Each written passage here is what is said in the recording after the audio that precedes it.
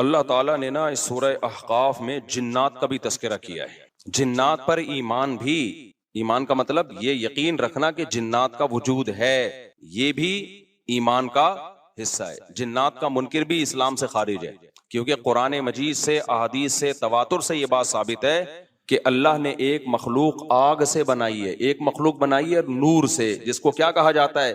فرشتہ. اردو میں، فارسی میں فرشتہ، انگلش میں اینجل، اور عربی میں ملک. عربی میں کیا کہتے ہیں؟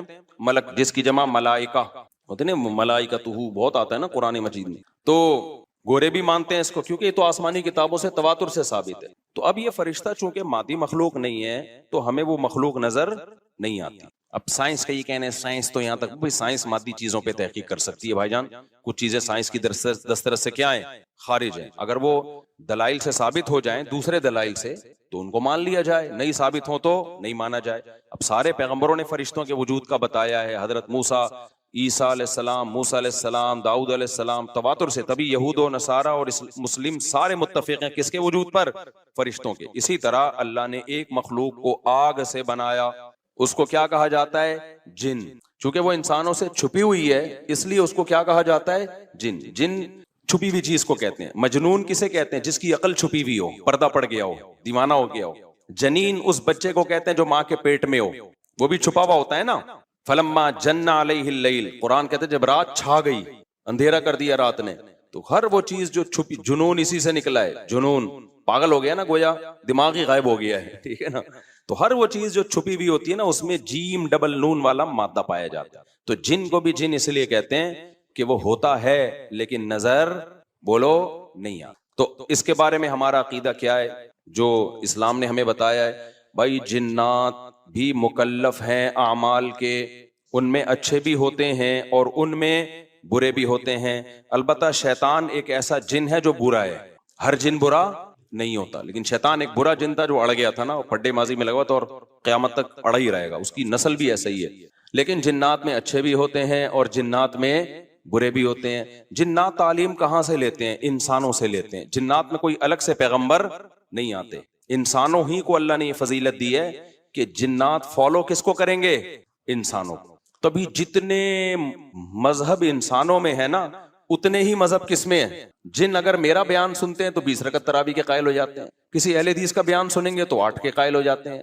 جہلم والی سرکار کا بیان سنیں گے تو جنوں کی بیویاں عدالت سے جا کے ان کی عدالتوں سے خلا لے رہی ہوتی ہیں کہ وہ شوہر ان جن شوہر دینے پر راضی نہیں ہوتا. وہ سارے جھگڑے جو انسانوں میں ہے نا، جن میں ہو سکتا ہے کچھ 4 شادیاں کرتے ہوں جو میرا بیان سنتے اور پٹ بھی رہے ہوں جنیوں سے، چڑیلوں سے، اور جن میں ایسے بھی ہوں گے جو 1 کے قائل ہوں گے. تو جتنے، اب مجھے نہیں پتا جنات کو 4 کی اجازت ہے کہ 1 کی ہے، یہ کچھ مسائل ہو سکتا ہے جنات کی ہم سے ڈیفرنٹ ہوں، لیکن بہرحال تو حدیث سے ہمیں یہ پتا چلتا ہے بھائی ایک مخلوق ہے جسے کیا کہا جاتا ہے؟ جن کہا جاتا ہے. وہ ہے، اس کا وجود ہے. اور چونکہ وہ ہو سکتا ہے یہاں بھی کچھ جنات بیٹھے ہوئے ہوں، اگر وہ آپ کہیں وہ بیٹھے ہوئے کیوں بھائی؟ وہ کھڑے ہو گئے تو سب آپ لیٹے ہوئے ہوں گے پھر یہاں پہ، اس لیے ان کو بیٹھے ہی رہنے دو. میں اکثر چٹکلا سناتا ہوں نا، وہ پرانا ہو گیا لیکن کیا کریں. ایک آدمی کو کسی نے بتایا یہ فلیٹ پرانا ہے، خالی ہے، یہاں جنات ہیں، ادھر نہیں جانا. وہ فنٹر بنا ہوا ہے. میں چل جن ان کی ایسی کی تیسی گیا، بیل بجائی، بندہ باہر نکلا نا، اب الٹے پاؤں اس کے آنکھیں گول گول. تو پھر بھی اس میں بڑا کانفیڈنٹلی نا اس نے کہا کوئی ڈرتا ورتا نہیں بھائی صاحب، آپ میں نے سنا یہاں کوئی جنات ہیں. تو وہ کہتا ہے میں تو 500 سال سے رہ رہا ہوں، مجھے تو اب تک کوئی جن نظر. اس نے کہا لے بھائی یہی جن ہے بھائی، 500 سال سے رہ رہے کم، سمجھ رہے ہو؟ اچھا، تو جنات کی پیدائش انسانوں سے پہلے ہوئی ہے اور جنات کی تعداد بھی انسانوں سے زیادہ، کیونکہ قرآن میں ہے قد استکثرتم من الانس، اے جنات تمہاری تعداد تو انسانوں سے بھی زیادہ ہے. تو پتہ چلا جنات انسانوں سے بھی زیادہ ہے.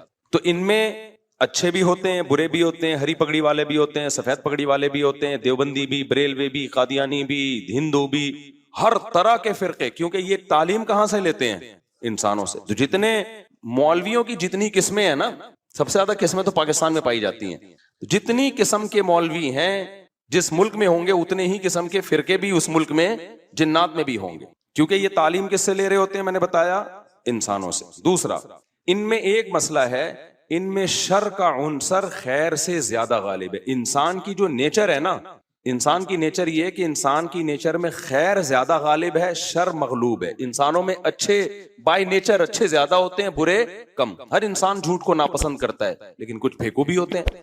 ہر انسان چوری کو ناپسند کرتا ہے لیکن کچھ چور بھی ہوتے ہیں. لیکن جنات کا معاملہ الٹا ہے, ان میں شر کا عنصر خیر سے, یہ سرکش, آگ میں سرکشی ہے نا, تو ظاہر ہے ہمیں اللہ نے مٹی سے بنایا, مٹی میں کیا ہے, تواضع, تو حق سن کے چپ ہو جانا چاہیے انسان.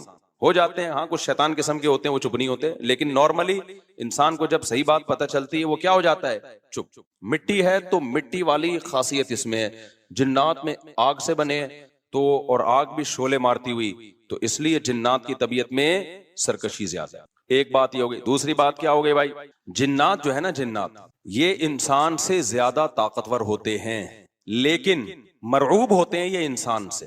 اس کی میں ایک مثال دوں, بیل زیادہ طاقتور ہے یا وسیم بھائی, بیل, لیکن قابو کس کے ہوتا ہے بیل, انسان کی. وجہ اس کی یہ ہے کہ وہ مرعوب ہوتا ہے انسان سے, اس کو اللہ نے وہ دماغ نہیں دیا جو کس کو دیا ہے, انسان کو دیا. بیل کو جس دن پتا چل گیا نا کہ میں زیادہ پاورفل ہوں تو کھوٹے کی جگہ آپ بندھے ہوئے ہوگے, بیل نہیں بندھا ہوا ہوگا. لیکن اللہ نے ایک روب رکھا ہے جانوروں پہ بھی انسان کا. گدھے کو دیکھو چلتے رہو, وہ منہ نیچے کر کے لوڈ اٹھا کے چلتا رہے گا, اس کو احساس ہی نہیں ہوتا کہ میری ایک لات کا مار ہے یہ بندہ جو بیٹھا ہوا ہے نا میرے اوپر, تھوڑا سا یوں کیا اور ایک کھسکایا اٹھا کے گرے گا. تو ایسے ہی خوب سمجھ لو, جنات انسانوں سے ڈرتے ہیں, نہ کہ انسان کو جنات سے ڈرنا چاہیے. جنات ڈرتے ہیں کس سے, انسان سے. لیکن ہوا یہ کہ قرآن سے یہ بات ثابت ہے, سورہ جن میں اللہ نے فرمایا وَأَنَّهُ كَانَ رِجَالٌ مِّنَ الْإِنسِ يَعُوذُونَ بِرِجَالٍ مِّنَ الْجِنِّ فَزَادُوهُمْ رَهَقًا. جنات انسان پہ سرکش ہو گئے, شرارتیں کرنے لگے, ادھر سے بندہ اٹھا کے ادھر کر دیا, ادھر سے اٹھا کے. ایک صحابی کو جن اٹھا کے لے گئے تھے. حضرت عمر رضی اللہ تعالیٰ عنہ کے دور میں ایک خاتون کا شوہر گم گیا, تو اس کی بیوی آئی حضرت عمر کے پاس کہ میرا میاں ہے ہی نہیں, پتہ نہیں کہاں گیا. حضرت عمر نے 4 سال کے بعد نا اس خاتون کا نکاح فسخ کرا دیا. یہ امام مالک کی دلیل ہے کہ 4 سال کے بعد نکاح فسخ ہو سکتا ہے. امام ابو حنیفہ کے جو فتوے ہیں نا, زیادہ تر انہوں نے حضرت علی اور عبداللہ بن مسعود کو فالو کیا. وجہ اس کی یہ کہ وہ کہتے تھے کہ, یعنی جو اس بارے میں حناف کہتے تھے, حضرت علی نے تینوں خلفاء کا زمانہ بھی دیکھا ہے اور نبی کا زمانہ بھی, تو ان کا علم باقی تینوں خلفاء سے زیادہ ہے. اس لیے فقہ حنفی میں حضرت علی اور عبداللہ بن مسعود کو بہت ترجیح دی گئی ہے. جہاں ٹکراؤ ہوتا ہے نا باقی خلفاء اور سیدنا علی میں, تو وہ ترجیح کس کو دیتے ہیں, کیونکہ حضرت علی ان تمام محفلوں میں, ان فتووں میں تینوں خلفاء کے ساتھ ہوتے تھے, تو وہ سب کے دلائل بھی جانتے تھے, اور ان پہ پھر بعض چیزوں سے سیدنا عمر نے رجوع بھی کیا ہے حضرت علی کے کہنے پر. تو عمر کم تھی نا, علم حاصل کرنے کا موقع ان کو زیادہ ملا. تو اس لیے حضرت علی کا موقف جو میں نے خلا والے اس میں ریکارڈ کروایا کہ بھائی نہیں, جب تک ہمیں پتہ نہیں ہوگا مر گیا ہے کہاں گیا تو ہم کیسے نکاح ختم کر دیں. بہرحال حضرت عمر نے کا یہ قول تھا, تو مالکی فقہ میں ہے, تو فقہ حنفی نے بھی اس میں فقہ مالکیہ پہ فتویٰ دیا ہے. تو 4 سال ان کو انہوں نے نکاح کیا کرا دیا, حضرت عمر نے ختم کرا دیا. وہ بندہ آ گیا تھوڑے دنوں میں, تو روایت میں آتا ہے حضرت عمر خوفزدہ ہو گئے نا.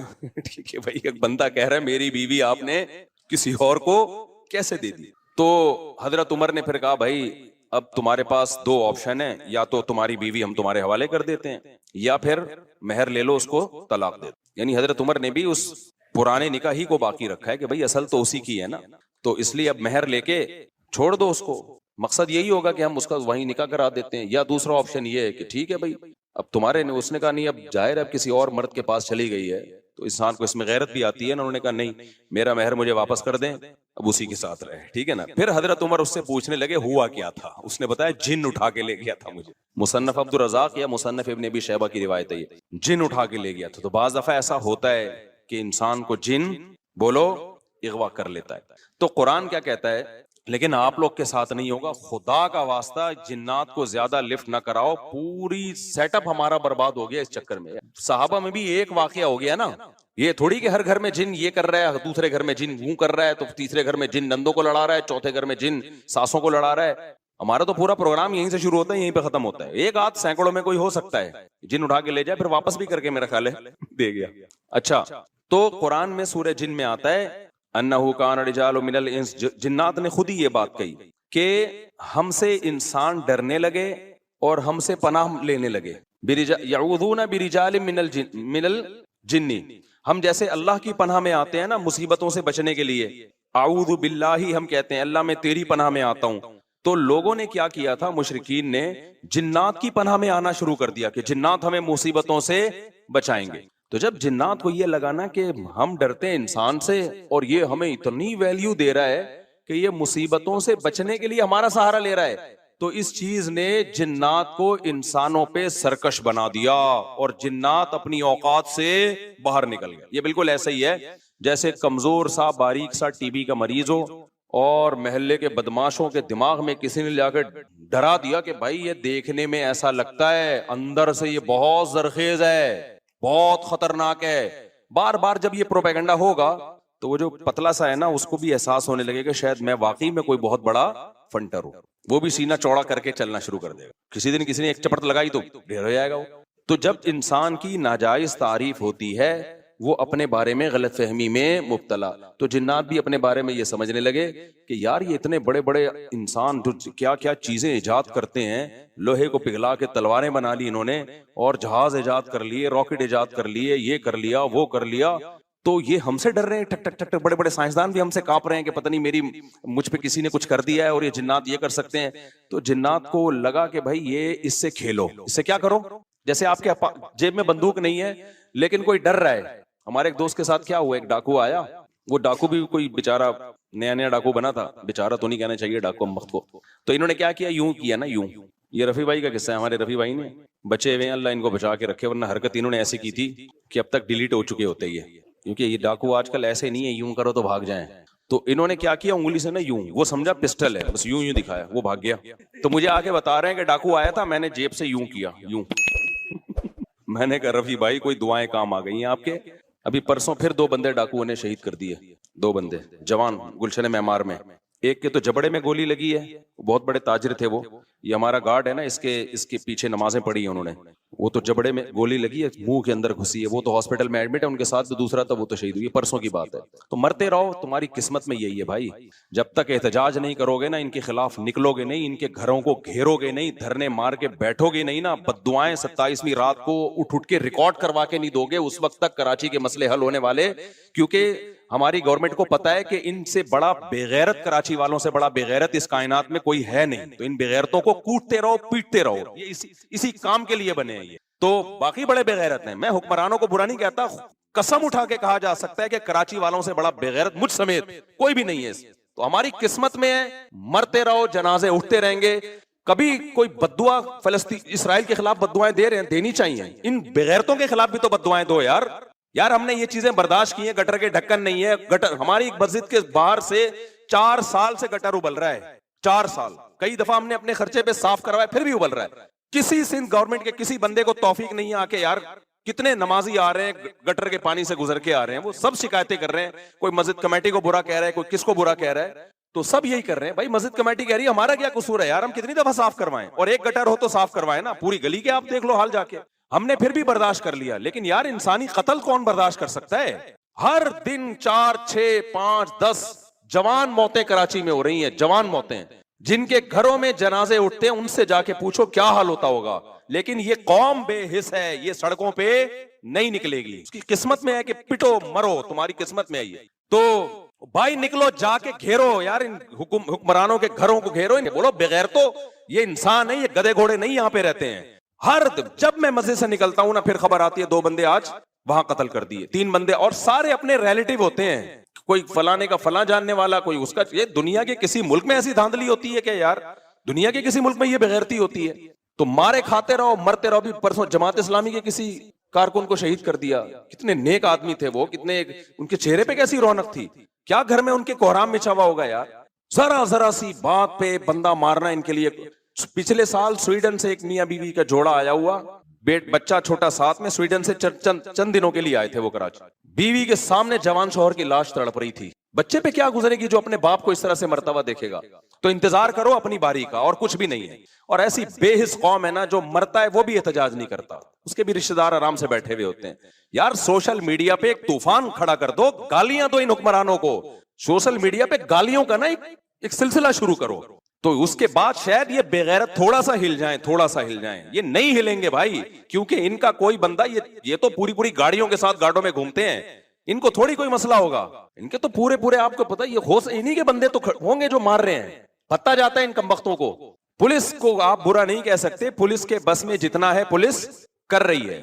میں تو پولیس والوں سے بھی ملا ہوں بھائی، ان کے تو پھر بھی جتنا ان کے بس میں ہے وہ کر رہے ہیں. ان کے اختیارات محدود ہیں. کتنے پولیس والے ڈاکوؤں کو مارنے پر جیل کی سلاخوں کے پیچھے چلے گئے, کتنے پولیس والے چلے گئے. قانون آپ کا ایسا ہے, اس لیے دباؤ ڈالو ان لوگوں پر کہ اختیارات کس کے حوالے کرو, کراچی کے رینجرز کے حوالے کر دو.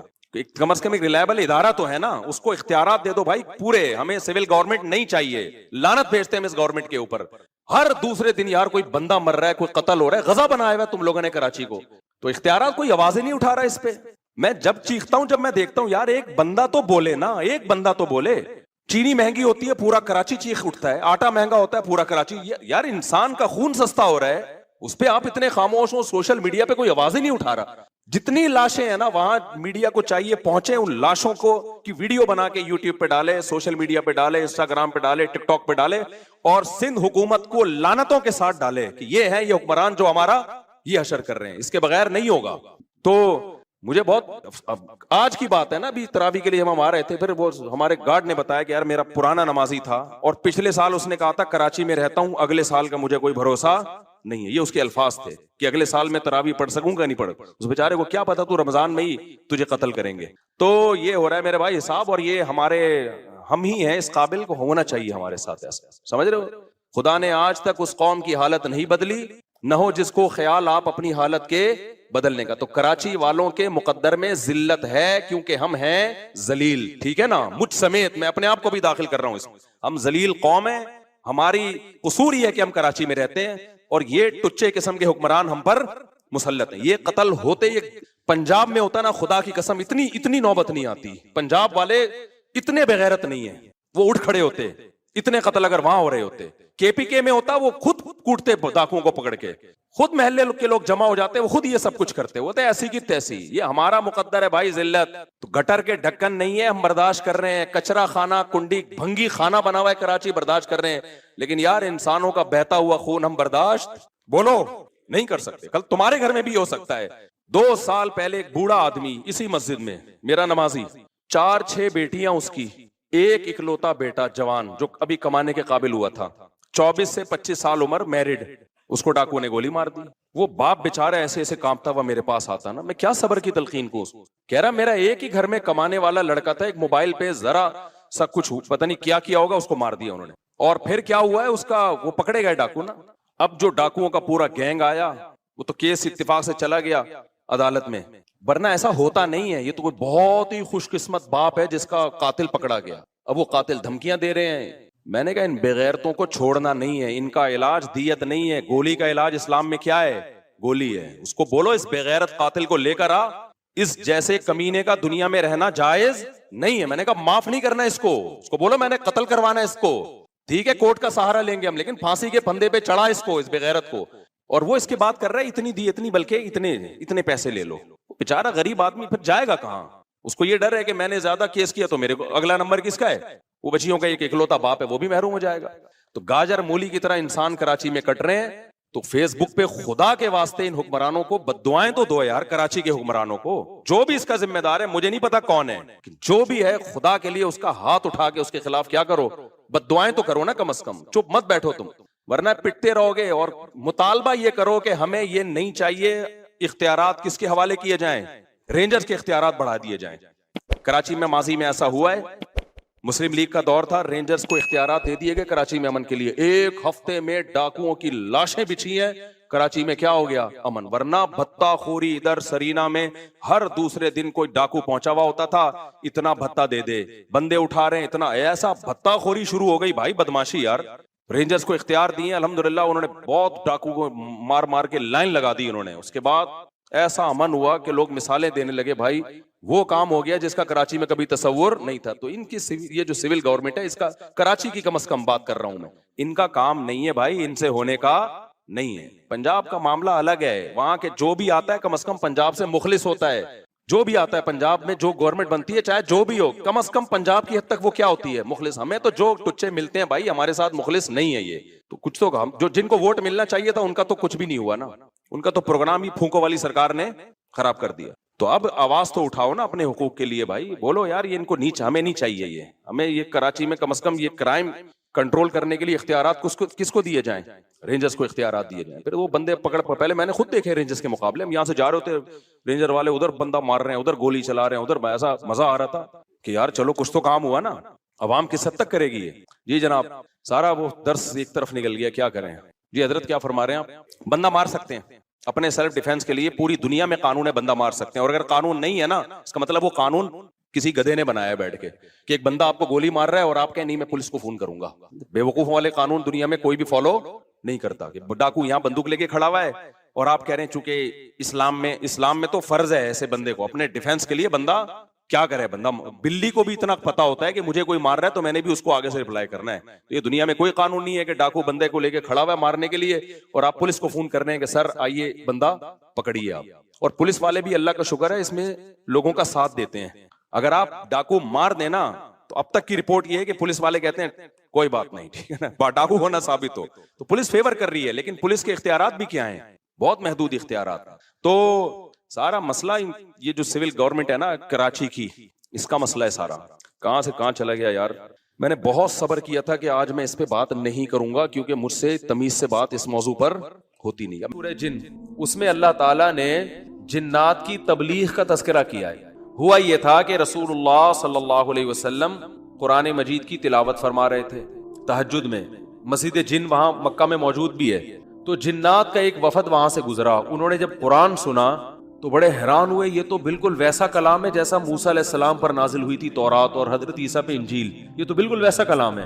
یعنی ان کو اندازہ ہوا کہ یہ پیغمبر ہیں, وہ ہو سکتا ہے جن بھی پڑھے لکھے ہوں, یعنی اہل کتاب میں سے ہوں. تو وہ اچھا اس میں توحید کا بیان بھی تھا, تو وہ جنات جا کے اپنی قوم کو تبلیغ کرنے لگے.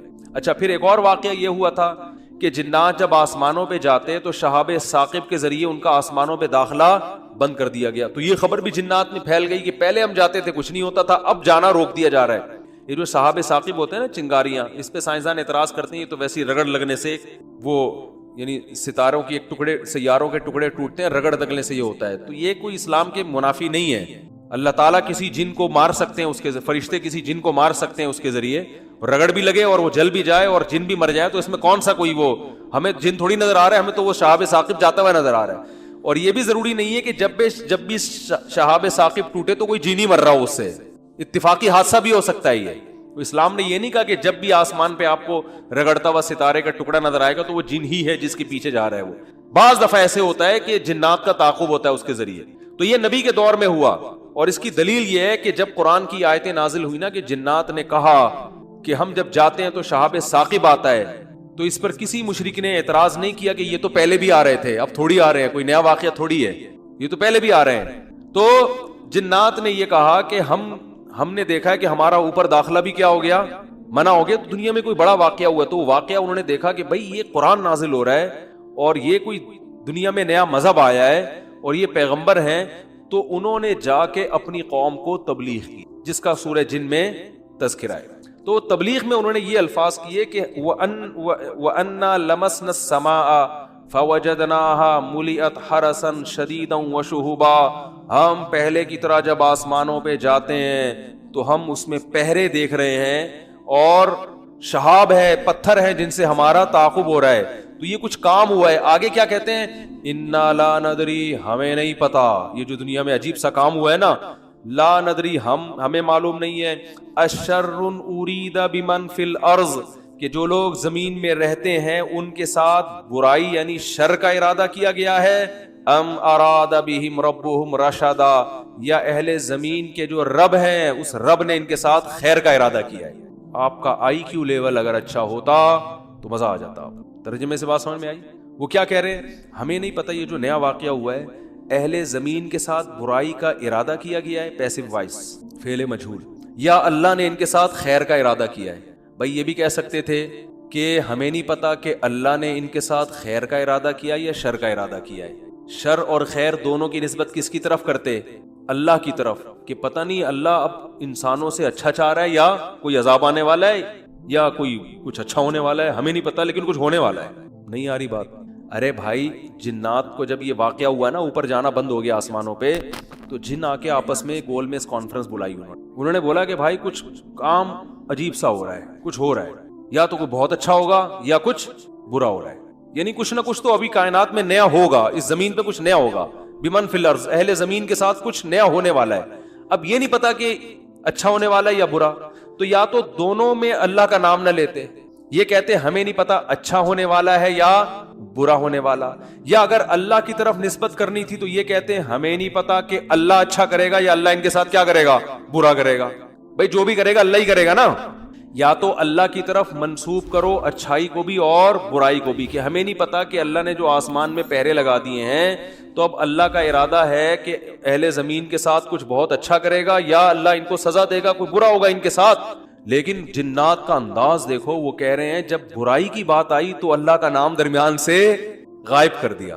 اشر اریدا, اریدا جو میرے تفسیر کے لیکچر سن رہے ہیں نا اسپیچز چینل پہ, ان کو پتا ہے اریدا اکریما کی طرح ہے, پیسو وائس, ارادہ کیا گیا ہے. کس نے کیا یہ نہیں بتا رہے, کیا تو اللہ نہیں ہے. برائی کا ارادہ کیا گیا ہے زمین والوں کے ساتھ یا اللہ نے اچھائی کا ارادہ کیا ہے. اب آئی سمجھ میں؟ اب بھی اگر نہیں سمجھ میں تو آئی کیوں لیس لوگ ہیں آپ لوگ. پھر وہی پہلی ہے کہ وہ جو سیٹھ صاحب تھے نا, بے وقوف تھے, اپنے شاگرد سے کہہ رہے ہیں, اپنے ملازم سے, کہ ایسی پہلی پوچھ کہ اس کا جواب میں بتا سکوں, ورنہ بے عزتی ہو جائے گی نا.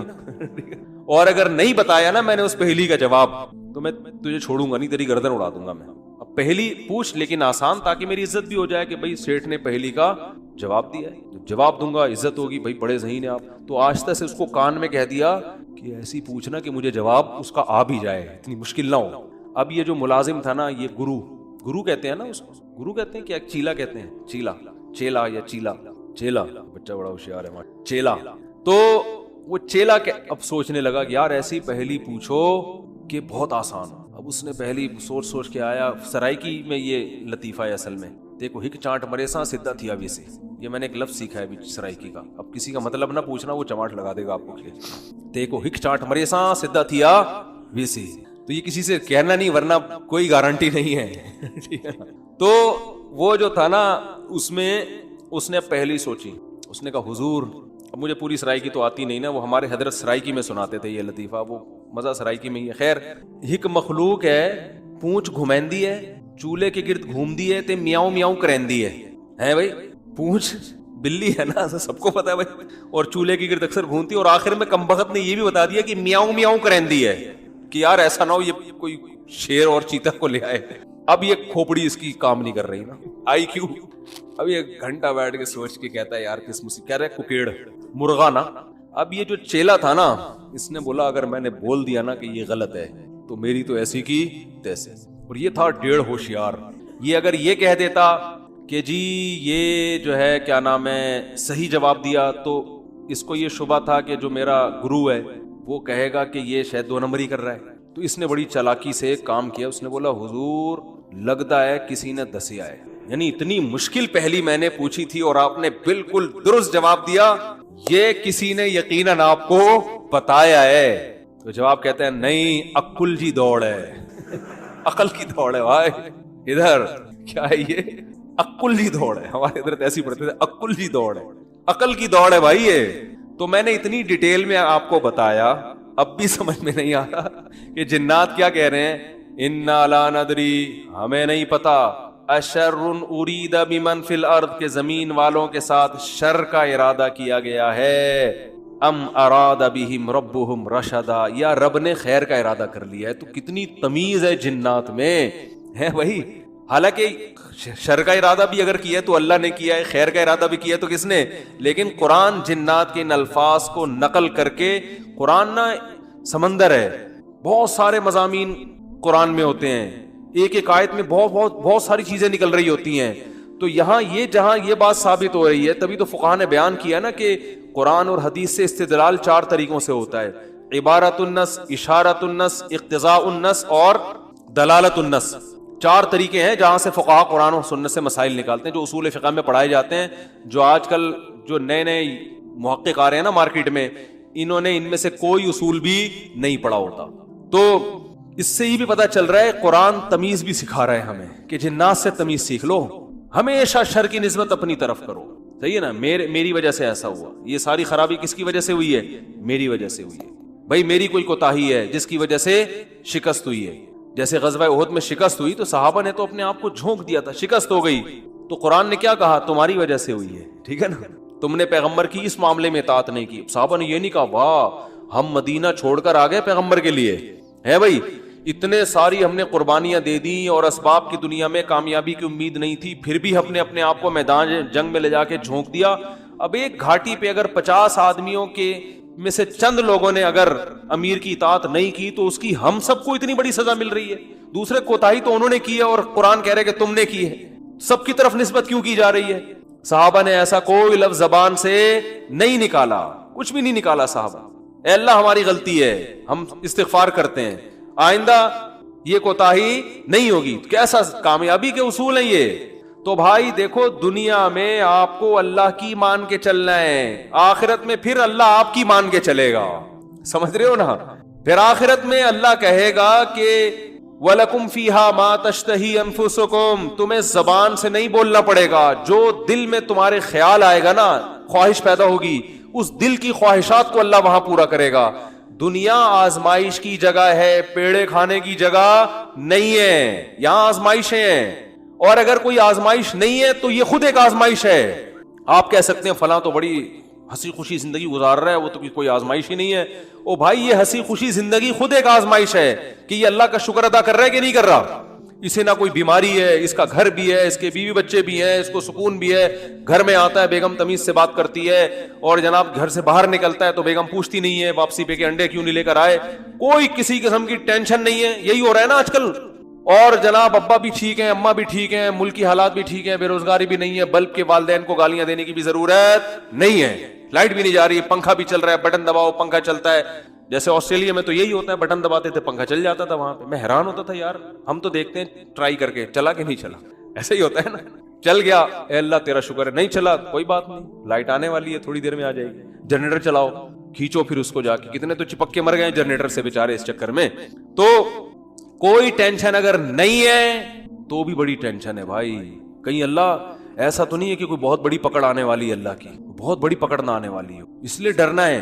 تبھی کہتے ہیں نا الایمان بین الخوف والرجاء، خوف اور امید کے درمیان ہے ایمان. اللہ کی نعمتوں پہ خوش بھی ہونا ہے لیکن خوف کے ساتھ، اترانا نہیں ہے، خوف کے ساتھ. یار اللہ نے مجھے گاڑی بھی دے دی، گھر بھی دے دیا، بیوی بچے بھی دے دیے، روزگار بھی اچھا ہے، صحت بھی اچھی ہے، سب کچھ ہی مجھے مل گیا، تو کہیں یہ استدراج نہ ہو، اللہ کی طرف سے ڈھیل نہ ہو، کیونکہ فرعون کو بھی سب کچھ مل گیا تھا. صحابہ میں تو ایسا بھی ہوتا تھا جب ان کے سامنے اچھے مرغن کھانے آتے رونا شروع کر دیتے.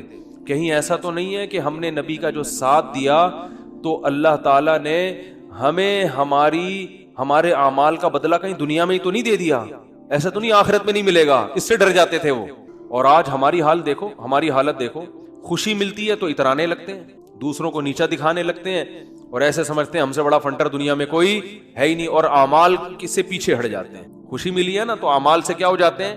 پیچھے. اور غم ہوتا ہے تو واویلا کرنا شروع کر دیتے ہیں. جیسے قرآن نے کہا ان الانسان خلق ہلوعا اذا مسہ الشر جزوعا واذا مسہ الخیر منوعا، کہ انسان کو جب شر پہنچتا ہے جزوعا، جزا فضا شروع کر دیتا ہے، واویلا، ہائے میرے رب نے یہ کر دیا، ہائے میرے اللہ نے یہ کر دیا میرے ساتھ، میں ہی ملا تھا اب ٹینشن دینے کے لیے. اور جب خوشیاں ملتی ہیں منوعا، اللہ فرماتے ہیں کنجوس بن جاتا ہے، میرا مال میں خرچ نہیں کروں گا، میں غریبوں کا خیال نہیں کروں گا، میرا پیسہ ہے، میری محنت ہے. تو کہیں الا المصلین، فرمایا کچھ لوگ ہیں جو معتدل ہوتے ہیں کہ جب غم پہنچتا ہے تو صبر کرتے ہیں، خوشی پہنچتی ہے تو اللہ کی اطاعت میں اور زیادہ بڑھ جاتے ہیں. اور وہ کون لوگ ہیں؟ الا المصلین الذین هم علی صلاتهم دائمون، وہ نمازی جو اپنی نمازوں کی حفاظت کرتے ہیں. اور والذین هم من عذاب ربهم مشفقون، آخرت کا سوچ سوچ کے ڈرتے رہتے ہیں. لفروجہم حافظون، اپنی شرمگاہوں کی حفاظت کرتے ہیں. الا علی ازواجہم او ما ملکت ایمانہم، سوائے اپنی بیویوں کے کسی اور کے پاس نہیں جاتے. لاماناتہم وعہدہم راعون، اپنے ایگریمنٹ کے پابند ہوتے ہیں، کسی کو زبان دے کے پیچھے نہیں ہٹتے معاہدوں کے. تو اللہ نے جو خوف دن کے دل میں نا ان کی یہ صفات بیان کی ہیں، فرمایا یہ نارمل لوگ ہوتے ہیں. یہ کیا ہوتے ہیں؟ نارمل. آج کسی نے بتایا کہ وہاں ایک افغانی آئے ہوئے تھے، وہ کہنے لگے کہ ہم نے وہاں امریکیوں کو دیکھا ہے کہ جب ان کی لڑائی ہوتی تھی نا وہاں افغانستان میں، تو ادھر افغانی جب شہید ہوتے ہیں تو ان کے دوسرے جو بھائی ہیں نا وہ صبر کرتے ہیں، بھائی شہید ہو گئے، اللہ تعالیٰ اس کے درجات بلند کرے. انہوں نے کہا کہ جب کوئی امریکی قتل ہوتا ہے تو چیخ چیخ کے رو رہے ہوتے ہیں فوجی. تو یہ ایک اسلام کا ایک صاف نظر آتا ہے کہ مسلمان غم کیسے جھیلتا ہے، اور جس کا آخرت پر ایمان نہیں ہے. حالانکہ ان کی فوج میں موٹیویشنل اسپیکر بہت ہوتے ہیں، جو ان کو موٹیویٹ کرتے رہتے ہیں ملک, لیکن وہ کہتے ہیں ذرا سا زخم ہوتا ہے ایسا چیختے ہیں. ہمارے ہاں بچے بھی ایسے نہیں روتے جیسے فوجی رو رہے ہوتے ہیں. 3 لوگ ہیں, 2 لوگوں پہ بولنے پہ مجھے, ایک فیملی پلاننگ والوں کے خلاف بولنے پر بڑی خوشی ہوتی ہے, ایک عاملوں کے خلاف بولنے پر تو ایسا لگتا ہے جیسے خون آ گیا جسم کے اندر. یہ جو روحانی عامل ہے نا, روحانی عامل جو جن چڑیل بھوت بھگاتے ہیں, چاہے وہ دیوبندی ہو, بریلوی ہو, اہل حدیث ہو, رائے کا مقیم ہو, تبلیغ میں سال لگا ہوا ہو, بزرگوں نے خلافت دی ہوئی ہو, کبھی کسی سے متاثر مت ہو. یہ کخ بھی نہیں ہے ان کے پاس, کوئی علوم نہیں. علم تو کہتے ہیں علوم ہے, علوم, علم بھی نہیں ہے, علوم تو بہت آگے کی چیز ہے. یہ کسی کا نہ کچھ بنا سکتے ہیں نہ کسی کا کچھ بگاڑ سکتے ہیں.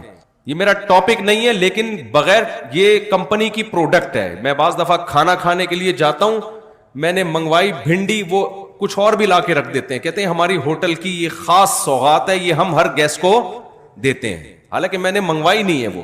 تو آپ یہ ٹاپک پر بات سننے کے لیے آئے نہیں ہوں, لیکن 4 شادیاں اور عامل کے خلاف یہ میری پروڈکٹ ہے جو میں لازمی آپ کے سامنے رکھوں گا. یہ آپ کو سننا پڑے گا, چاہے آپ کو خوشی ہو یا آپ کو غم ہو. بات آ رہی ہے سمجھ میں؟ تو 4 شادیوں میں تو میں زیادہ بات نہیں کروں گا, لیکن یہ عامل لوگ جو ہیں, خدا کے لیے ان سے اپنے آپ کو بچاؤ. اور اس پہ چیخنا اس لیے پڑتا ہے کہ اس میں علماء مبتلا ہیں.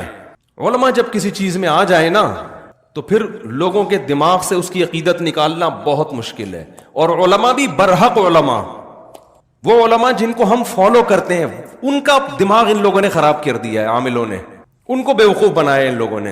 علماء جب باتیں کر رہے ہوتے ہیں نا, نہیں بھائی علوم, حضرت پہنچے میں علوم ہے, علوم. میں بہت افسوس ہوتا ہے کہ آپ اتنے بڑے بزرگ ہو, اتنے بڑے مفتی ہو, آپ کے دماغ کو کیا ہو گیا؟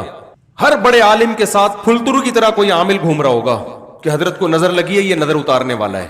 ہر بڑے بزرگ کو نظر لگ رہی ہے آج کل مارکیٹ میں, فالج ہو رہا ہے تو جادو چل رہا ہے ان کے اوپر, فلانے نے کچھ کر دیا. 2-3 بڑے بڑے بزرگ تھے, ان کے ساتھ 2 عامل پھلترو کی طرح ہر وقت چپکے رہتے تھے, یہ ان پر دم کرتے ہیں. میں نے کہا ان کو بھگاؤ, یہ کروڑوں روپے کما رہا ہے آپ کے نام کے, پھلترو کو نکالو یہاں سے. تو ایک میرے ساتھ عزم کرو. میں نے ابھی بیعت کرنا شروع نہیں کیا, لیکن جب میں بیعت کروں گا نا, تو جو بھی میرے ہاتھ پہ بیعت ہوگا میں اس کو یہ بولوں گا کہ مجھ سے وعدہ کرو کہ اپنی نسلوں کو روحانی عملیات سے بچاؤ گے, نسلوں کو, ورنہ میں بیعت ہی نہیں کروں گا. چاہے جن آئے نہ آئے, بھوت آئے چڑیل آئے, عامل کے پاس بولو نہیں جانا. کوئی تعویذ نہیں, کوئی روحانی, سب ڈرامے بازی ہے. تعویذ کے جواز کا میں قائل ہوں, لیکن چھوڑ دو جواز, عدم جواز کی جو جائز تعویذ ہے اس کے جواز کا میں قائل ہوں, لیکن اس بحث میں نہیں پڑھو. پوری زندگیاں برباد ہو جاتی ہیں. فلانے نے کر دیا, فلانے نے کچھ کر دیا, ڈمکانے نے کچھ کر دیا, فلانے جٹھانی نے ساس پہ کر دیا, ساس نے بہو پہ کر دیا, بہو نے سوکن نے ایک سوکن پہ کر دیا.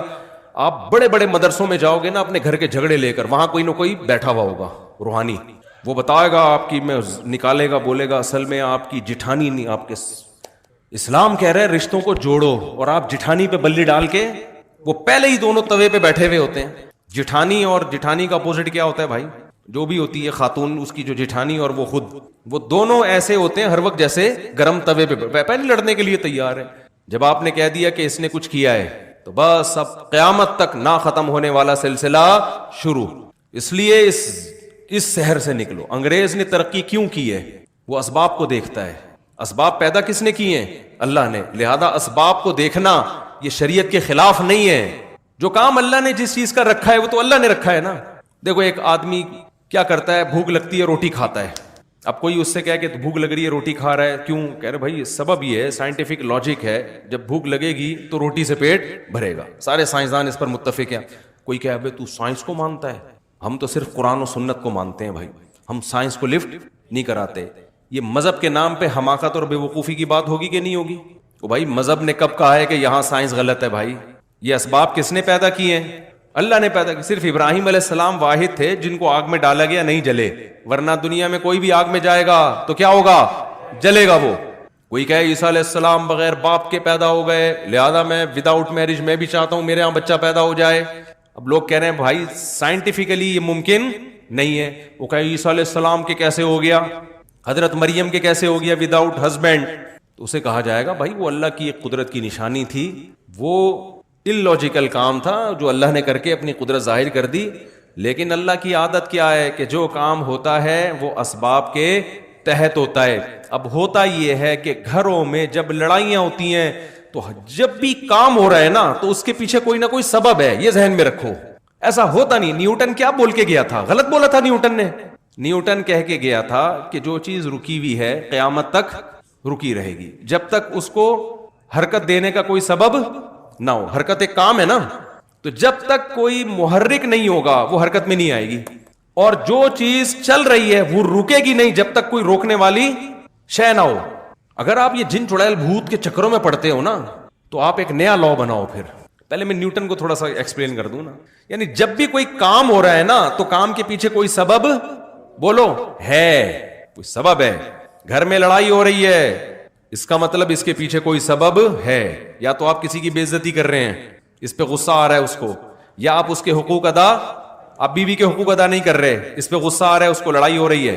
ماں کے ساتھ بدسلوکی کر رہے ہیں, بیوی کو ترجیح دے رہے ہیں, ساس بہو کا آپس میں کیا ہو رہا ہے, اختلاف ہو رہا ہے. یا تو ساس ظالم ہے یا بہو ظالم ہے, یا جٹھانی گڑبڑ کر رہی ہے, آپ صحیح چل رہے ہیں, کہیں نہ کہیں گڑبڑ ہو رہی ہے. اب گورے کے ساتھ جب گڑبڑ ہوتی ہے تو گورا اس کی لاجک تلاش کرتا ہے, سبب تلاش کرتا ہے. سارے ماہرین مل کے بیٹھ جاتے ہیں کہ ہم افغانستان میں پٹے کیوں, وہ غور کرتے ہیں اس پہ, وہ جنات پہ نہیں ڈال دیتے. کبھی امریکن آرمی کا بیان آیا کہ ہم 40-42 ملک لے کے افغانستان میں اترے تھے, ایکچولی وہاں پہ جنات تھے جس کی وجہ سے ہم جیت نہیں سکے. کبھی ایسا کوئی پھینکی انہوں نے؟ بولو نا کیا ہو گیا بھائی. ان کے ہاں اگر یہ روحانی ڈرامے باز ہوتے, کہتے بھائی وہ اصل میں تمہاری طاقت تو بہت ہے لیکن وہاں جنات ہیں, جنات سے کون لڑ سکتا ہے. وہ عمل ہم پر فرانس نے جادو کیا ہوا ہے. اصل میں امریکن پہ کس نے جادو کر دیا تھا؟ فرانس پہ. فرانسیسیوں پہ جادو کیا جاپان نے, جاپان پہ جادو کیا سوئٹزرلینڈ نے. آپ کہہ سکتے ہو سوئٹزرلینڈ کیسے جادو کرے گا؟ جب جٹھانی کر سکتی ہے تو سوئٹزرلینڈ کی طاقت جٹھانی سے زیادہ ہے یا نہیں ہے؟ کیا خیال ہے بھائی؟ وہ تو سارے جتنے بھی عامل ہیں ان کو سوئٹزرلینڈ کا صرف وزٹنگ ویزا بھی دے دینا تو سارے عامل اس کے کہنے پر جادو شروع کر دیں گے. نکالو اپنے آپ کو اس ٹینشن سے, مصیبت سے. تو وہ غلطی دوبارہ نہیں دہراتے جو غلطی ان سے ایک بار ہو چکی ہے. گورا نہیں دہرائے گا اس غلطی کو. ہم بار بار اس غلطی کو ریپیٹ کرتے ہیں, بار بار اس غلطی کو ریپیٹ کرتے ہیں, اور جب ناکامیوں کا منہ دیکھتے ہیں تو روحانی ڈرامے باز ہمیں کہتا ہے اصل میں تم پر کسی نے کچھ کر دیا ہے. پھر نکلنا بھی شروع ہو جاتی ہیں چیزیں, وہاں سے فلیتا نکلا, وہاں سے پلیتا نکلا, وہاں سے کسی کے ناخن نکلے. مجھے لوگ لا کے دکھا, میں کچرے میں ڈال, میرے گھر سے بھی تعویذ نکلتے ہیں, میں کچرے میں پھینک دیتا ہوں ان کو. کوئی آ جاتا ہے چپکے سے کچھ رکھ کے چلا جاتا ہے, ذرا بھی متاثر, میں کہتا ہوں ابے تو نے جو رکھنا ہے بولو رکھ دے بھائی, کچھ بھی نہیں ہونے والا انشاءاللہ. تو اس شہر سے نکلو, سمجھ رہے ہو, یہ بہت مشکل ہے نکالنا. کیوں؟ اور میں آپ کے سامنے اتنے کانفیڈنٹلی بات کرتا ہوں, میں علماء کے سامنے نہیں کرتا, کیونکہ مجھے آگے سے مخالفت کا سامنا کرنا پڑتا ہے. وہ کہتے ہیں آپ تو علماء کے سامنے کون اونچی آواز سے بات کرے. میں کہتا ہوں عوام کو سمجھاؤ بھائی. آپ کہہ سکتے ہو مفتی صاحب آپ کا علم کیا علماء سے بھی زیادہ ہے, آپ ان سے بھی 2 ہاتھ آگے نکل گئے. قطعاً نہیں. ہم یہ کہتے ہیں یہ علم ہی نہیں ہے تو زیادہ کم کی کیا. علماء کا علم ہم سے دین کے علم میں زیادہ ہے. ہم جتنے ہمارے اکابر ہیں, بزرگان دین ہیں, دین کی جہاں بات آئے گی ہم سرنڈر کر دیں گے. میڈیکل کے سائنس کی بات آئے گی تو ڈاکٹر کو مانیں گے یا علماء کو مانیں گے؟ ڈاکٹر کو مانیں گے. اب ڈاکٹر کہہ رہے یہ دانت نکلوا دو, حضرت جی بزرگ کہہ رہے نہیں نکلواؤ, تو بھائی میں کس کی مانوں گا؟ اب کوئی کہ یار آپ علماء سے آگے نکل رہے ہو. بھائی میڈیکل سائنس میں تو میڈیکل سائنس کے علماء کی رائے کا اعتبار ہوگا, شریعت میں کس کی بات کا اعتبار ہوگا؟ تو یہ جو روحانی ڈرامے بازی ہے یہ شریعت کا علم بولو نہیں ہے یہ. اور یاد رکھو آپ جتنے ہو نا ٹوٹل اتنے ہی ہو, آپ کے ساتھ کوئی ہمزاد کوئی موکل نہیں ہے. یہ کہہ رہے ہو تمہارے تم ہو, ایک تمہارا ہمزاد ہے. ایک منطقی گیا اپنے گاؤں میں, لوگوں نے پوچھا تم کیا پڑھ کر آئے؟ وہ منطق پڑھی اس نے. انہوں نے بولا بھائی کیا پڑھا ہے تو نے اتنے سالوں میں؟ کہہ رہا منطق پڑھی ہے. کہہ رہا بتا تو صحیح. اس نے کہا صبح ناشتے میں بتاؤں گا. تو ناشتے میں اس کی اماں نے 2 بوائل انڈے بنائے, ایک ابا کے لیے اور ایک بیٹے کے لیے. تو بیٹے نے کہا ابا یہ انڈے حقیقت میں تو 2 ہیں لیکن تصور کی دنیا میں یہ 3 ہیں. ایک یہ انڈا, ایک یہ انڈا, اور ایک ان دونوں کا مجموعہ. وہ ایک الگ اس کی تصور ہے نا, ایک یہ انڈا اور ایک یہ انڈا, یہ انفرادی حیثیت ہے, اور ایک ان کی مجموعی حیثیت سے وہ کیا ہے؟ دونوں کا مجموعہ. وہ ایک الگ چیز ہے. ابا نے 2 انڈے کھائے, بولے مجموعہ تو کھا لے بیٹھ کے. مجموعہ کون کھائے گا؟ تو کھا جا. تو عامل بھی کہتا ہے ایک آپ ہو, ایک آپ کا ہمزاد ہے, ایک موکل ہے. پتہ نہیں کیا کہ ڈرامے بازی, جتنے گاڑے الفاظ لے کر آتے ہیں نا جن کا نہ سر نہ پیر. لوگ کہتے ہیں علوم, یہ کیا ہے بھائی؟ علوم ہے بھائی, تو اوپر کی باتیں ہیں بھائی, ان کو تو سمجھنے کے لیے ہمارے وہ دماغ ہی نہیں ہے بھائی. یہ اس لیے سمجھ میں نہیں آ رہی کہ باتیں ہی ٹھیک نہیں ہے, یہ کوئی دلیل نہیں ہے ان پر. मुशरिकीन जिस शिरक में मुब्तला हुए उसकी बेस थी तवहुम परस्ती। इम्कानात की दुनिया में बहुत कुछ मुमकिन है, हमने इम्कानात की दुनिया को नहीं देखना, हमने दलाइल की दुनिया को देखना है। जिस चीज का दलील से सबूत होगा उसको माना जाएगा, सबूत नहीं है तो इम्कान तो बहुत कुछ हो सकता है। देखो मैंने केस किया जैद पर कि इसने मेरे 1 लाख रुपए चोरी किए, जज ने बुलाया, जैद ने मेरे खिलाफ केस किया, सॉरी मैंने जैद के खिलाफ केस किया कि जैद ने मेरे 1 लाख रुपए चोरी। आप लोग को सब आवाज साफ आ रही है? कोई कंफ्यूजन तो नहीं हो रही ना आवाज में? मैंने जज के सामने कहा जी जैद ने 1 लाख रुपए चोरी किए हैं। जज ने कहा तुम्हारे पास दलील क्या है? मैंने कहा गवाह। क्या मैं पागल था उस वक्त गवाह लेके घूम रहा होता? जब ये चोरी कर रहा था तो मेरे पास अगर गवाह होते तो मैं चोरी करने देता इसको? मैं तो पकड़ के कुट लगाता। जज कहे अच्छा कोई कैमरे की रिकॉर्डिंग दिखा दो। जज साहब अगर वहां कैमरा लगा होता तो ये चोरी करता? इसने ऐसी जगह चोरी की है जहां कैमरा नहीं लगा हुआ था। जज कहे भाई मैं, जज डाल देगा जैद को चोर करार दे देगा? बोलते क्यों नहीं भाई। अब जज कह रहे ये जैद बरी है। मैं कहूं जज साहब क्या इस बात का इम्कान नहीं कि मैं सच बोल रहा हूं? जज क्या कहेगा 100% इम्कान है, लेकिन इम्कान की बेस पे कभी फैसले नहीं होते। इम्कान तो बहुत, इम्कान तो इस बात का भी है कि आपने चोरी की हो और ये केस ही ना कर रहा हो, इस बेस पे कि गवाह नहीं है, इसका भी तो इम्कान है। इम्कान तो इसका भी है कि 1 लाख नहीं 1 करोड़ चोरी की हो। पता नहीं क्या क्या इम्कानात दुनिया में है, कभी इम्कान की बेस पे फैसला नहीं किया जाता।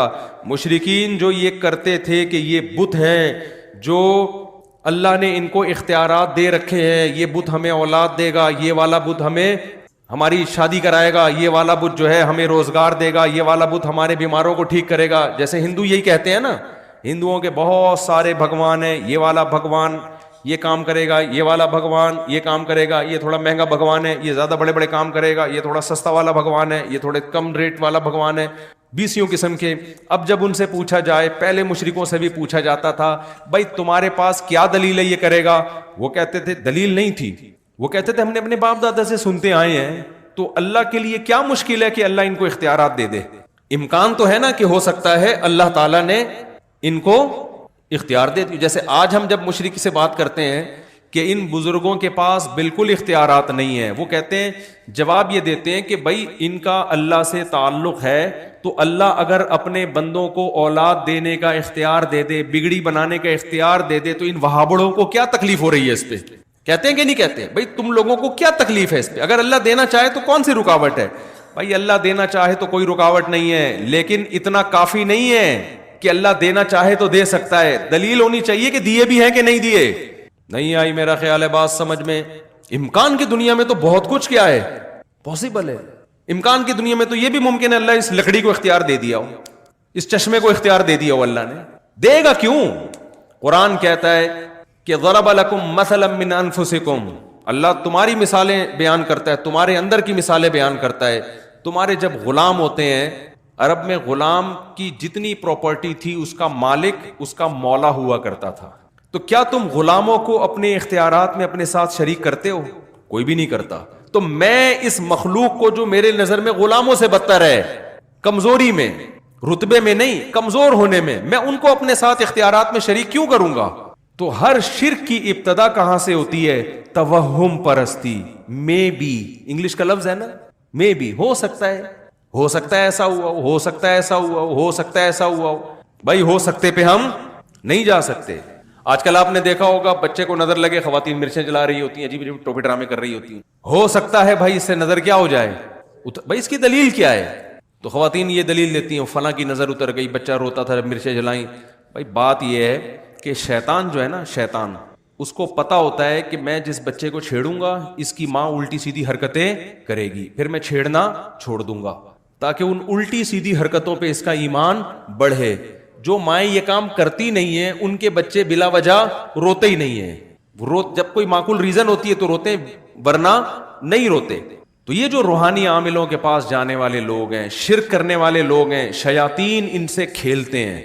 शयातीन को पता है कि ये इन पर ईमान रखते हैं, लिहाजा इनको तंग करो। जब ये आमिल के पास जाएंगे तो तंग करना छोड़ दो, और जो कि जाता ही नहीं है तो शैतान कहता है भाई यहां टाइम वेस्ट करने का कोई फायदा नहीं है, इनको तंग करने की जरूरत है ही नहीं। मेरे ऊपर जिन क्यों नहीं आ जाते? मैं इतना आमिलों के खिलाफ 25-30 साल से बोल रहा हूं, एक भी जिन ऐसा भी नहीं कि कोई मजाक करके चला गया हो मेरे साथ, बहू करके गया हो। میں 25 سال سے عاملوں کے خلاف اور یہ جو جن چڑیل بھوت کے ڈرامے شروع کیے میں بول رہا ہوں، کوئی ایک بھی نہیں ہے. ہمارے گھر میں بھی سب کچھ ہوتا ہے بھائی، جو نارملی لوگوں کے بچے بیمار بھی ہوتے ہیں، ٹھیک بھی ہوتے ہیں. مجھے نہیں یاد کبھی میں کسی عالم کے پاس گیا ہوں کہ فلیتا کوئی پلیتا. آج ہر دوسرا آدمی فلاں نے کر دیا ہے، فلاں نظر لگا دی ہے. نظر برحق ہے، لگتی ہے، اتنی نہیں جتنی آج کل لوگوں کو کوئی چیز ہی نہیں نظر لگنے کے لیے تمہارے پاس. یار کوئی بہت ہی اچھمبے کا کام ہو تو امکان ہوتا ہے. جیسے یعقوب علیہ السلام کے 11 بیٹے تھے، 11 بیٹے سارے خوبصورت کڑیل جوان، مصر کے ایک دروازے سے داخل ہو رہے ہیں. یوسف علیہ السلام کے بارے میں حدیث میں آتا ہے اکیلے یوسف کو اللہ نے، بخاری مسلم کی حدیث ہے، آدھا حسن اکیلے یوسف علیہ السلام کو دیا ہے. اس کائنات میں جتنا حسن بانٹا ہے نا، اس میں سے آدھا اکیلے کس کو دے دیا؟ یوسف کو. تو ان کے بھائیوں میں بھی تو کچھ چمک ہوگی نا حسن کی. اتنے حسین لمبے لمبے 11 بیٹے جب ایک باپ کے ایک دروازے سے داخل ہوں گے تو نظر لگنا سمجھ میں آتا ہے. اس لیے یعقوب علیہ السلام نے فرمایا متفرق دروازوں سے داخل ہونا. پھر بھی اللہ سے توبہ استغفار کیا کہ جو اللہ چاہے گا ہوگا وہی. میں صرف ایک اسباب کے درجے میں احتیاط کر رہا ہوں. آج 11 بیٹے ہوتے کس کے ہیں؟ ایک آدھ 2 بچہ اس کو نظر لگنے کا کوئی خطرہ، بولو وہ نظر لگے تھے تو 2 رہ گئے تھے، سمجھ رہے؟ پھر وہ حسن و جمال ہوتا ہے نہ، وہ برگر کھلا کھلا کے تو بچوں کو موٹا کیا جا رہا ہے. اس میں وہ پرسنالٹی نہیں ہوتی، کوئی شخصیت نہیں ہوتی. وہم، عورت کو حسن کی نظر لگ رہی ہے، بچوں کو کسی نے تھوڑی سی تعریف کر دی، کتنا پیارا بچہ ہے، ایک دم اس کو نظر لگ گئی. اتنا زیادہ وہم کی دنیا میں بھائی مسلمان دھستا چلا گیا ہے. مذہب صرف اتنا ہی رہ گیا ہے. مذہب سے جو مسلمان کا تعلق ہے نا وہ اتنا رہ گیا ہے کہ فلانی صورت پڑھنے سے یہ ہو جاتا ہے، فلانی صورت پڑھنے سے یہ ہو جاتا ہے، فلاں سے یہ جن بھاگ جائے گا، فلاں سے چڑیل بھاگ جائے گی، فلاں صورت پڑھنے سے پیسے آ جائیں گے، فلاں صورت پڑھنے سے غربت دور ہو جائے گی، فلاں صورت پڑھنے سے فلاں جگہ شادی ہو جائے گی، فلاں صورت پڑھنے سے یہ ہو جائے گا.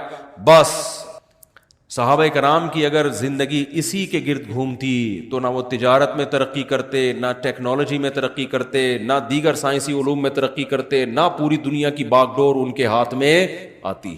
تو میں تو مذہبی لوگوں کو اس سحر سے نکالنے کی کوشش میں لگا ہوا ہوں. مذہبی لوگوں کو، مذہبی لوگ ٹھیک ہو جائے نا تو اسلام کا امیج دنیا میں اچھا ہو جائے گا. سمجھ میں آ رہی ہے بات کہ نہیں آ رہی ہے؟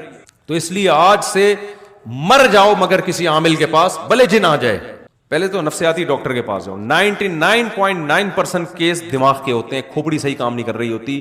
اگر آپ شروع میں نفسیاتی ڈاکٹر کے پاس چلے گئے تو وہ میڈیسن سے کور کر لے گا. نہیں گئے نا شروع میں تو اتنا معاملہ پیچیدہ ہو جاتا ہے کہ پھر وہ جو نفسیاتی ڈاکٹر آپ کے ساتھ تھوڑے دن گزارے گا نا وہ بھی کسی عامل کے پاس جا رہا ہوگا بیٹھ. پاگل کے ساتھ رہ کے نا بندہ خود پاگل ہو جاتا ہے. تو جو میں اصل بات کرنے والا تھا کہ ایک تو یہ کہ بچائیں اپنے آپ کو، اور ان چیزوں کی بیس توہم پرستی ہے، کوئی دلیل نہیں ہوتی، بس وہم. تو وہم سے نکالو اپنے آپ کو. اور یہ وہم غیر مسلموں میں بہت ہے. کسی نے کہیں چھوڑ دیا کہ بھئی 13 کا عدد منحوس ہوتا ہے. اب کتنے ممالک ایسے ہیں 13ویں منزل ہی نہیں ہے، 12ویں کے بعد ڈائریکٹ 14ویں شروع ہو جاتی ہے. پتہ نہیں کون سا بابا ان کو کہہ کے چلا گیا تھا کہ 13 کا عدد منحوس ہے. ہمارے یہاں محرم سفر کو منحوس مان لیا. ہم چیخ چیخ کے تھک گئے بھائی کوئی مہینہ اسلام میں منحوس نہیں ہے، لیکن نہیں کریں گے شادی بیاہ لوگ اس میں. اور جب ان کو کہا جائے نا میں کرو نکاح محرم میں سفر میں تو کہتے ہیں کوئی فرض ہے کیا، ہم ربیع الاول میں کیوں نہیں کر لیں؟ بھائی فرض واجب تو نہ ربیع الاول میں، نہ سفر میں، نہ محرم میں، نہ رمضان میں. بات یہ ہے کہ آپ کی شادی کی ڈیٹ محرم میں طے ہو رہی تھی، محرم کی بیس پہ جو آپ اس کو ڈیلے کر رہے ہو، اس کا مطلب یہ توہم پرستی ہے. محرم میں شادی ہونا نہ ہونا اتنا بڑا ایشو نہیں ہے. یہ جو آپ کے ذہن میں وہم ہے نا، بغیر دلیل کے فیصلے کرنا، اس کا علاج زیادہ ضروری ہے. سمجھ میں آ رہی ہے بات کہ نہیں؟ اور اس کا علاج جب ہوتا ہے جب آپ اپنے وہم کے اگینسٹ چلنا شروع ہو جائیں. جب آپ اپنے جو وہم پیدا ہو رہے ہیں اس کے الٹا چلنا. جیسے کسی کو وہم ہو رہا ہے نا کہ یہ عامل لوگ میرا کچھ بگاڑ سکتے ہیں، عاملوں کو گالیاں دینا شروع کر دے. یہ خوف دل سے کیا ہو جائے گا؟ نکل جائے گا. مجھے ایک بندے نے بتایا کہ کسی عامل کو میں نے برا بھلا کہا، اس عامل نے کہا بیٹا تیرے پاس اب 24 گھنٹے ہیں، بس 24 گھنٹے میں پڑھائیاں کر رہا ہوں، اب میں پڑھائیاں کروں گا، جن آئیں گے، چڑیل آئے گی، بھوت آئے گا، یہ ہوگا، فلانا ہوگا، ڈمکانا ہوگا.